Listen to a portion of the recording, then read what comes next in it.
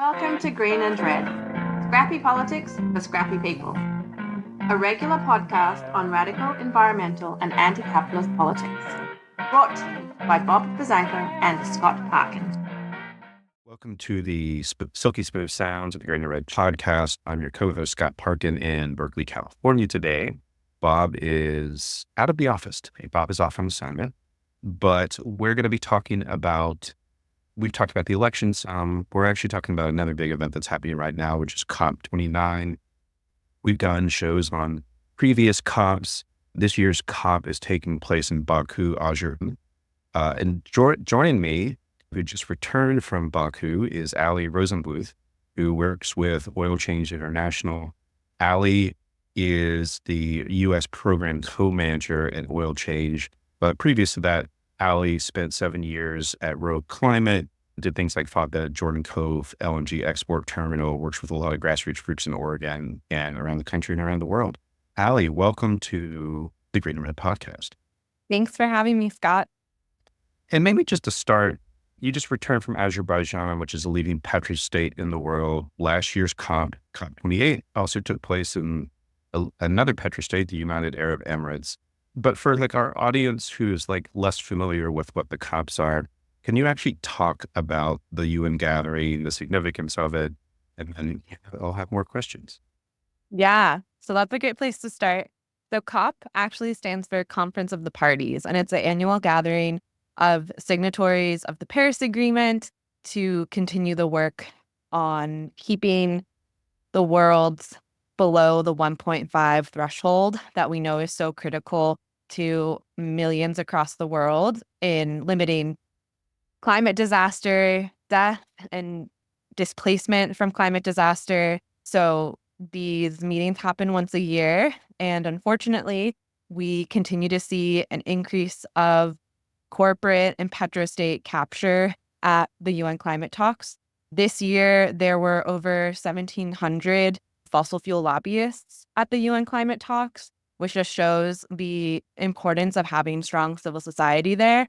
What we're up against, which is the fossil fuel industry trying to push forward false solutions to the crisis or just derail progress altogether. This year's COP is specifically focused, it's not over yet, on... It's over tomorrow, right? It says it'll be over tomorrow, but they often go late. So we're expecting this COP could even go until Saturday night, Baku time. But this COP specifically is focused on climate finance. So this is the agreement on a new collective quantified finance goal, NCQG. There are a lot of really wonky acronyms in the COP space. I will try my best to explain them or not use them at all.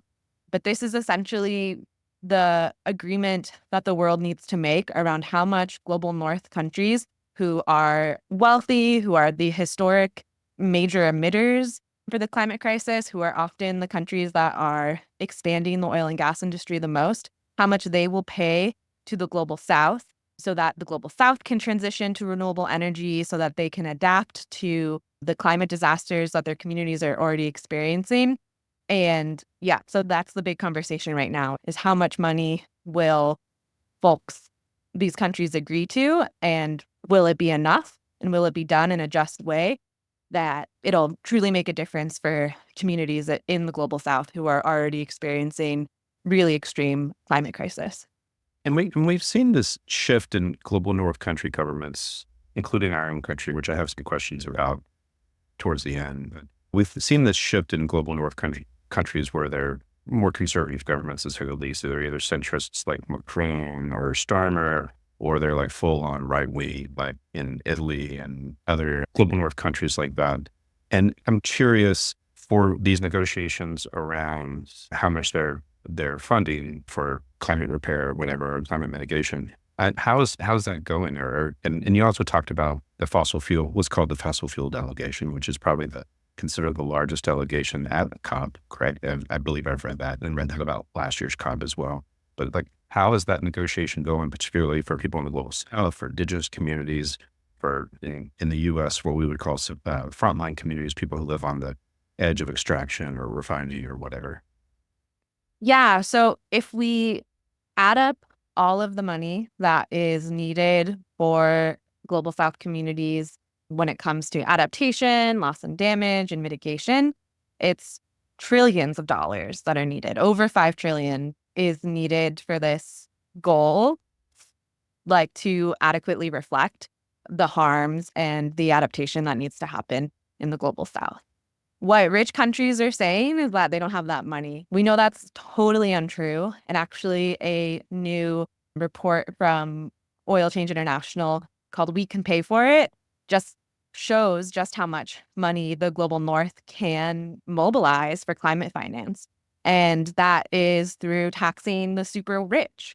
That is through canceling debt for the global South. That is for fair corporate taxes. It's defunding war. And that's making polluter pays, in addition to actually stopping all the state subsidies that are going into the fossil fuel industry and just prolonging the problem. Global North countries can mobilize over $5 trillion for climate finance, but what they're saying right now is that they don't have that funding, that they want to use like private finance mechanisms to do this. And that's really concerning because what's needed here is grant-based funding. We need this finance not to exacerbate the debt crisis that's happening in the global South. We need this funding to really work for communities and not just like further the problem that we're seeing with debt in countries across the world.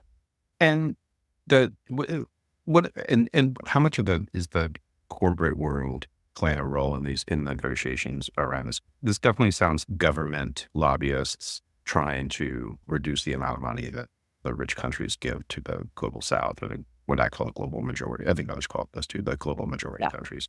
But like, how much is the corporate sector participating in this? Yeah, like I said before, there's 1,700 fossil fuel lobbyists at COP. We also know there's a ton of lobbyists who are pushing for false solutions like CCS, like nuclear. Probably adding up all of the corporate participants of COP would be pretty mind-blowing. What we're seeing corporations do, besides pushing for this to be private finance so that they generate wealth from the transition off fossil fuels and that they actually delay that transition quite a bit, is also pushing for, CCS in a really big way. There's an idea that, carbon credits are climate finance. This is totally untrue. We see again and again that carbon offsets do not reduce emissions the way that they claim to. We know that this is a corporate distraction from real solutions. And we have to, right now we're pushing back really hard on these false solutions and demanding trillions of dollars in grant-based finance for the global South is the only way we can keep 1.5 alive. The global majority doesn't have the financial resources available to transition off of fossil fuels right now, or to build the resilience and the adaptation that they need to survive the crises that people are experiencing on a daily basis now. And we need to really make sure that the corporate capture of COP doesn't allow for these false solutions that don't actually add up to real climate progress. So I've been to one COP in my life, and I'm very familiar. Lots of my friends have done lots of things at COPs, including disrupting sort of corporate side events, right? They'll have some cocktail hour, or they'll have different stalls and things like that to promote CCS or other false solutions or other corporate solutions. How much of that were you seeing in Baku?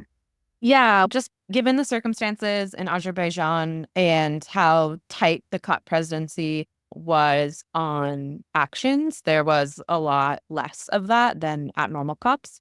I did participate in a disruption of the OPEC pavilion and the gas exporters pavilion, which, why do these folks have even a space at the UN climate talks?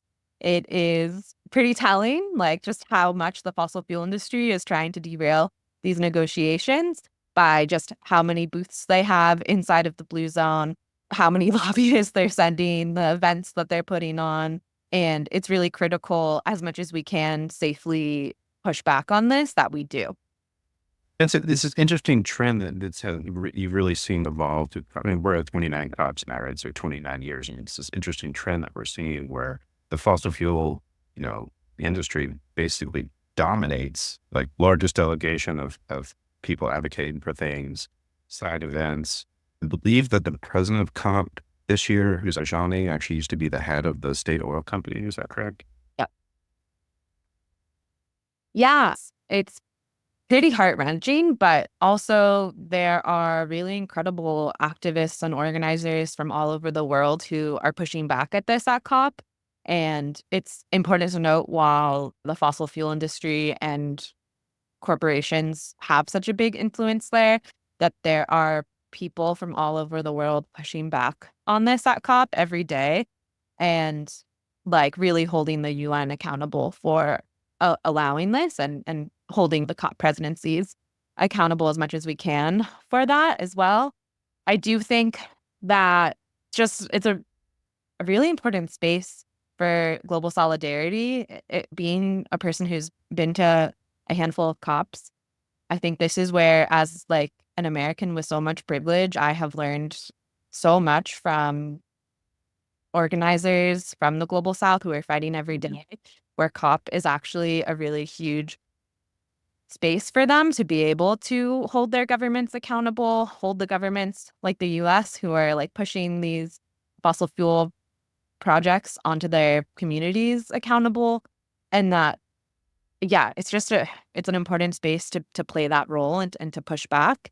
I like to call it like a target rich environment as an organizer, because not just are there the negotiators who are from your country that are talking about this text. Also, this year, John Podesta was there, who's Biden's like top climate advisor. Secretary Granholm from the Department of Energy was there. There were just a lot of opportunities for, us in the US to push the Biden administration to stop being an obstructionist on climate, and to actually to allow these negotiations to move forward, to commit to a climate finance goal that is needed, but then also really push on the domestic needs right now, which are stopping the half a dozen pending LNG export terminals on the Gulf South. That means stopping the Texas Gulf Link crude oil export terminal, which the administration is making a decision about in the next couple of weeks. It also means stop actually following through on the commitment to stop financing international fossil fuel projects, like Biden said his first year of his administration. Pieces like that we need to continue pushing him on, especially in this like lame duck period where he needs to show leadership and also set up our country the best as possible to fight a second round of a Trump administration. 2 months from today, or 2 months from yesterday. Yeah. Brought up a couple of things that I have some questions about, and then I start with just a question around climate movement, social movement at COP. We know it's a limited civic space in Azerbaijan, but what type of actions were we seeing at COP, inside of COP, from climate movements, other organizers and disruptors from around the world? Yeah. So for folks who've never been to a COP before, basically there is a blue zone, which only badged delegates can enter. And that includes activists who get badges from different nonprofits that have that with the UN. And inside that blue zone, we're under the jurisdiction of the UN rather than the host country, although the host country has a lot of influence over what can and can't happen there. So when you are inside the blue zone, you can host actions. They have to be approved by the UN. Scheduled action plan. Yes. Yeah. And everything from what your banners say to how many people are going to be there, what your chants and songs are going to sound like, have to be approved. So given those limitations, which were extremely strict this year, I think in part because of the restrictions on civil society in Azerbaijan and just real worry for folks' safety. But there were still some really beautiful actions. Every day of this COP, people have been reading the names of the Palestinian people who have been killed in Israel's ongoing genocide, which has been really powerful. There were multiple actions: stop fueling genocide, defund the genocide, connecting all of this money that the global north says they don't have for climate finance is going into war and killing people. right now, especially in Palestine. There were actions from specific communities that are fighting to protect their lands. So there was a beautiful action for folks fighting the extraction in the Niger Delta in Africa, folks who are fighting to stop LNG terminals in the Philippines that were really powerful and really important to communities to have an opportunity on a global stage to point out like how these projects are harming them, point out how these projects aren't aligned with the Paris Agreement at all, and push forward in their campaigns at home.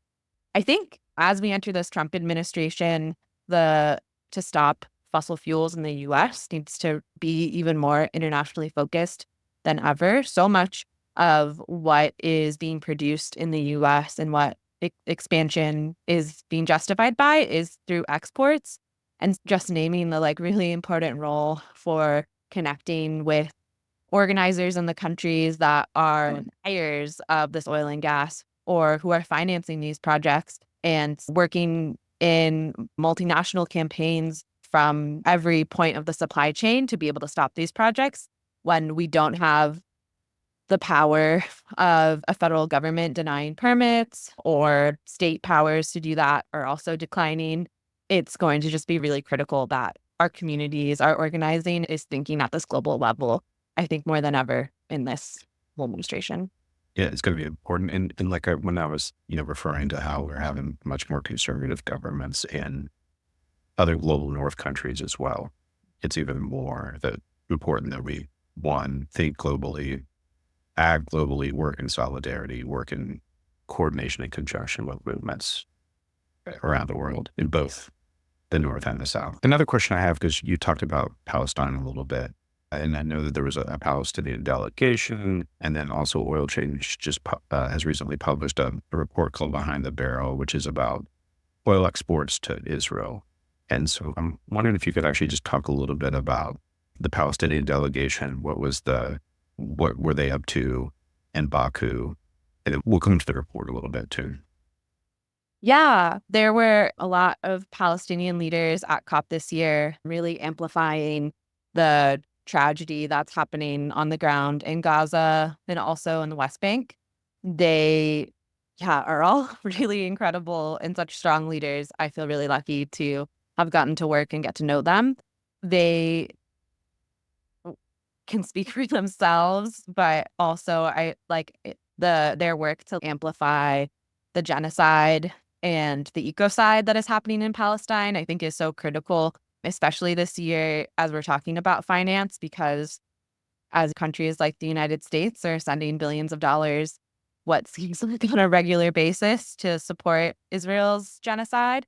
And meanwhile, the US is also saying they don't have the money for climate finance. So I think this connection is more clear than ever, and how global climate justice doesn't exist in a world where Palestinian people are gone, and that as a movement, we have to do everything we can to stop this genocide and build a stronger climate movement that's talking about this on a regular basis. There's no space for climate organizations to be silenced on this genocide because there's, again, no world in which this genocide continues and we have climate justice. So I was going to ask about Behind the Barrel. So what information was behind the barrel?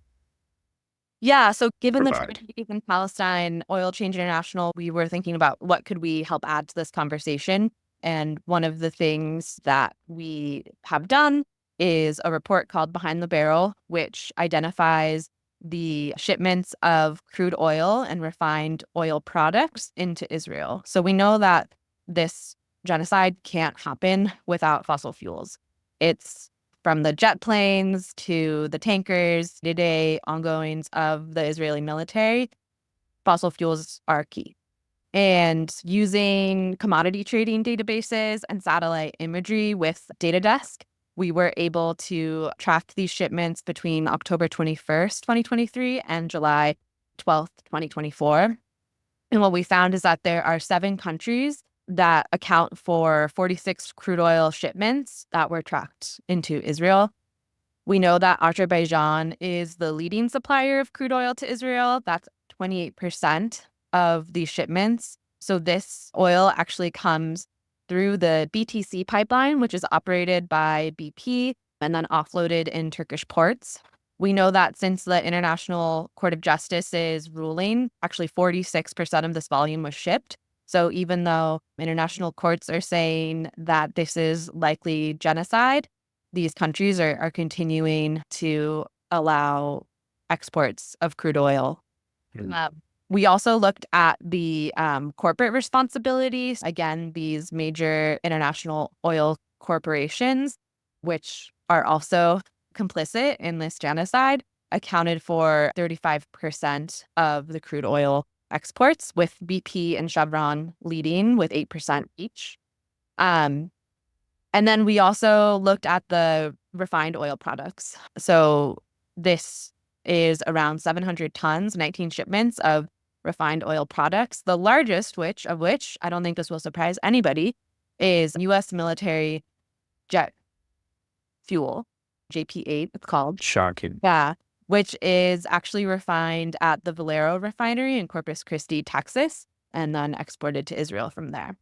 So what this report is arguing is that as countries and companies that, are seeing the murder of tens of thousands of Palestinians over the last year plus, that they are also as they fuel this genocide, they are also likely complicit in the violence that's happening there.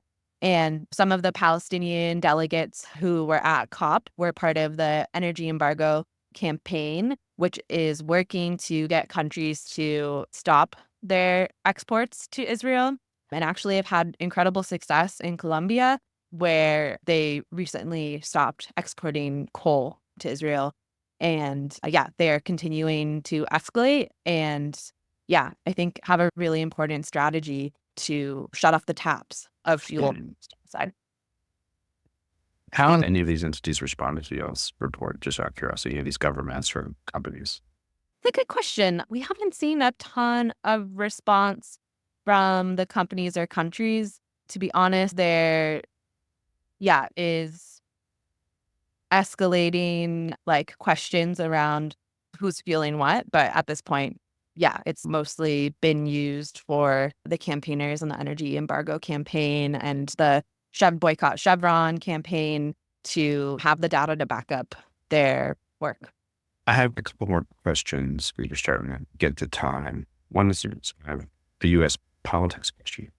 One, we just had this election. What has been the feeling? What was the feeling around COP about the U.S. election? Yeah, so it definitely was. Probably more of a vibe question than anything. Yeah, it was definitely, the U.S. election was bad vibes, undoubtedly. But also at the same time, we've all been here before. We survived a first Trump administration, and we know that movements for change have won important victories, even in the toughest conditions. And we are going to work as a global movement, no matter what, to address the climate crisis. And if Trump pulls out of the Paris Agreement, we will continue to see other countries have more space to step up in leadership. The U.S. has always been an obstruction to climate progress in the global stage. And no matter who's president. No matter who's president. And under the Biden administration, we saw record expansion of oil and gas, record exports of oil and gas. The U.S. became the largest exporter of oil and gas in the world. So we need to continue to bring together global movements, governments that are first leaders, whether they're states like California or countries like Colombia that are actually leading in some ways. We need to continue to work towards progress where we can.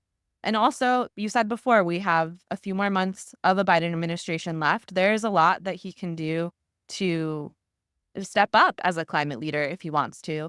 And as a U.S. movement, we need to push him on that, especially in some of the opportunities that the U.S. has to delay the harm that the Trump administration will do, or any victories that could be Trump-proof. One particular example of that is right now, the OECD is meeting in Paris and they're talking about a end to oil and gas international finance, which would actually phase out $41 billion of oil and gas finance a year. This would be a massive step forward if the Biden administration would push harder for this and get other OECD countries that are oil and gas supporters to move forward here. This would be really similar to an Obama administration move that happened just before Trump stepped in as well, where they blocked coal finance. And because this is at the OECD level, this isn't something that the Trump administration can just turn around and undo. And whether or not the US complies with this agreement under the Trump administration, it's still the rest of the world moving forward on phasing out oil and gas finance. It should be noted, too, that as of this morning, the House just passed H.R. 9495, which we're actually trying to get a guest lined up for a show on that. But for folks who don't know what that is, it's a supposed nonprofit killer bill where, and 15 Democrats also voted to support it. I just want to throw that out there, too. We like to criticize the Democrats more than anything else on the show, I would say. But it's potentially can be very harmful to many movements, including people in environmental and climate needs as well. If you basically can be designated a terrorist group and lose your tax status. Yeah, it's really concerning. Wasn't a surprise this morning to see the news that it passed the House. I think right now it's if he'll even bring it to a vote in the Senate. And then, of course, when we have a GOP trifecta in a few months, this is going to be a massive concern for nonprofits, but also a lot of mutual aid organizing that I know is happening. And yeah, It could be an important moment for new formations to form, to resist to whatever reactionary authoritarian force comes at us. Last question is COP30 is next year in Brazil, which is going to be on a bigger COP. And I'm wondering if there's anything on the horizon for world change or any of the networks or movements you worked in for COP30. Or yeah. if you had time to think about it since you retired from COP29. What's interesting about these next couple months is that we have COP right now, but also parties of the Paris Agreement have their nationally determined contributions due in February of 2025, so just a few months away. And we have been pushing countries to make sure that these are ambitious plans that include a just phase out of fossil fuels, and for global north countries especially, that they're paying their fair share in fossil fuel finance. So we're first going to see these NDCs coming out, and we're already starting to see them and starting to see how countries are going to line up their policies with a 1.5 with the 1.5 threshold.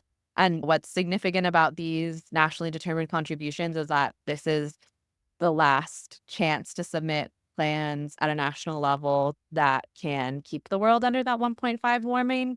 And so it's really critical that these plans address fossil fuels, that they're not just stoked with tons of false solutions like CCS and carbon offsets.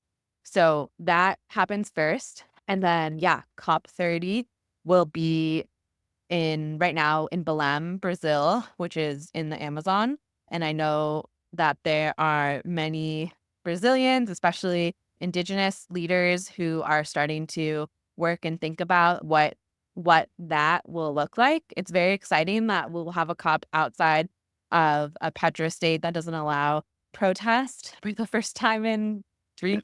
I think Brazil's still a conservative. Petrostate, yes. A petrostate with a more progressive leader that acknowledges the need to transition off fossil fuels, however, needs put in power the money by social movements too. Yeah, exactly. And needs to see the money from the global north to be able to equitably phase out. So folks are excited for it. I know that there's murmurings of some global actions. And I think for the first time in 3 years, there will be actions and protests outside of the COP, that there's going to be a lot more space for that than there have been for a while. And COP30 is super critical for the Paris Agreement and keeping 1.5 alive, and we'll see what happens. But you heard that here first. We'll probably be doing a lot of COP30 shows over the next year. I'm going to wrap it there. Folks, we've been talking with Allie Rosenbluth, who's with Oil Change International, talking about COP29 and her recent trip to COP29 in Baku, Azerbaijan. If you like what you're hearing, check us out on Facebook, Instagram, and Twitter. If you're watching this on YouTube, hit that subscribe button. If you're listening to this on one of the many audio platforms, we're going to give us a rate and review. And then if you really like this, go to greenredpodcast.org and hit the support button or become a patron at patreon.com/greenredpodcast. And we will talk to all of y'all later. And as always, our message is misbehave and make a lot of trouble. Catch you later.